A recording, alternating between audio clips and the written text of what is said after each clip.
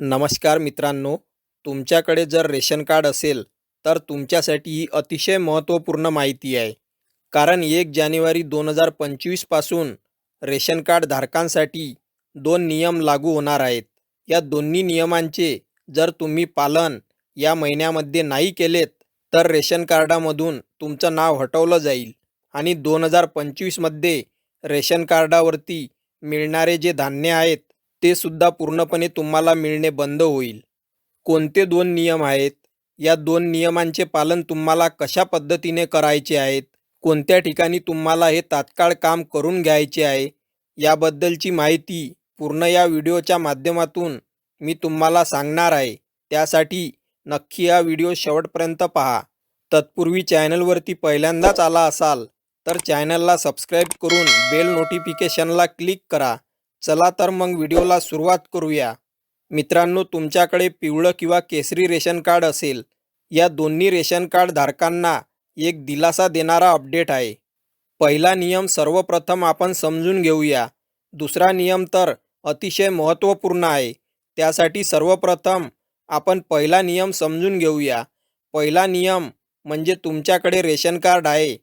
पिवळं किंवा केसरी रेशन कार्डवरती ज्या व्यक्तीचं नाव त्या ठिकाणी दिलेलं आहे, जर तुमच्या कुटुंबातील एखाद्या व्यक्तीचा मृत्यू म्हणजे मयत झालेले असेल तर या व्यक्तीचे नाव त्या रेशन कार्डमधून कमी करून घ्यायला पाहिजे.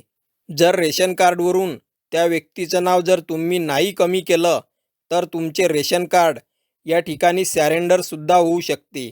त्यासाठी एखादा व्यक्ती जर तुमच्या कुटुंबातून मयत झाला असेल, त्या व्यक्तीचे नाव रेशन कार्डामध्ये होते तर त्या व्यक्तीचे नाव तुम्हाला कमी करून घ्यायचे आहे.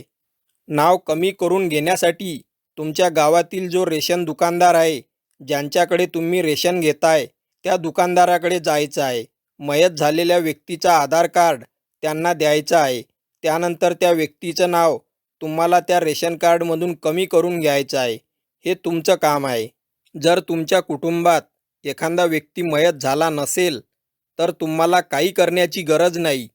आता त्यानंतर दुसरा नियम समजून घ्या. दुसरा नियम म्हणजे ज्या ज्या व्यक्तींचे नाव रेशन कार्डामध्ये आहेत अशा सर्व व्यक्तींना KYC करून घेणे गरजेचे आहे. म्हणजेच तुमच्या रेशन कार्डला आधार लिंक करून घेणे गरजेचे आहे. आता ज्या ज्या व्यक्तींचे नाव रेशन कार्डमध्ये आहेत अशा सर्व व्यक्तींना रेशन दुकानदाराकडे जायचं आहे. त्यांच्याकडे जे मशीन आहे त्या मशीनवरती तुम्हाला अंगठा मारून KYC करून घ्यायची आहे. बाहेर कोणत्याही ठिकाणी तुम्हाला KYC करता येणार नाही किंवा आधार कार्ड OTPच्या माध्यमातून सुद्धा तुम्हाला KYC करता येणार नाही. रेशन दुकानदाराकडे जायचं आहे. जेवढ्या व्यक्तींचे नावं त्या रेशन कार्डमध्ये आहेत अशा सर्व व्यक्तींचे तुम्हाला अंगठे मारून त्या ठिकाणी तुमचे सर्व आधार लिंक करून घ्यायचे आहे. आता बाहेरगावी काही कामानिमित्त काही लोक गेलेले आहेत. आता अशा व्यक्तींनी कोणत्या ठिकाणी KYC करून घ्यायची आहे? ज्या ठिकाणी ज्या गावामध्ये सध्या तुम्ही आहात अशा ठिकाणी जो रेशन दुकानदार आहे, तुमच्या कुटुंबात जेवढे व्यक्ती आहेत त्या सर्व व्यक्तीला घेऊन तुम्हाला त्या रेशन दुकानदाराकडे जायचे आहे आणि आधार कार्ड देऊन त्यांना सांगा की माझी KYC रेशन कार्डासाठी करायची आहे. भारतामध्ये तुम्ही कोणत्याही ठिकाणी जर सध्या कामाला असाल तर त्या ठिकाणी त्या गावामध्ये तुम्हाला KYC करता येणार आहे. फक्त तुमचा अंगठा मारून तुम्हाला KYC करता येणार आहे. बाहेर कोणत्याही ठिकाणी तुम्हाला KYC करता येणार नाही, हे मात्र नक्की आहे. हे दोन नियम अतिशय महत्त्वपूर्ण आहे.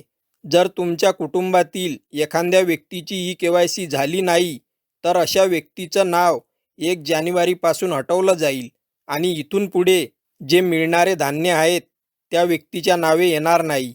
जेवढ्या लाभार्थ्यांची KYC झालेली आहे तेवढ्याच व्यक्तींना मोफत धान्य असेल किंवा यावरती मिळणारे जे पैसे आहेत, जे अनुदान आहेत, ते सुद्धा त्यांना मिळणार नाही. त्यासाठी तात्काळ तुम्हाला जायचं आहे.